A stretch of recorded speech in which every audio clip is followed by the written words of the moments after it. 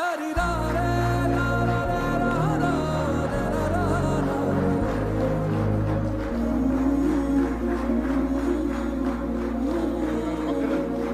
నేను ఆయన పక్కన పెట్టుకుని చెప్పాలి. ఆయన నలిగిపోయారు.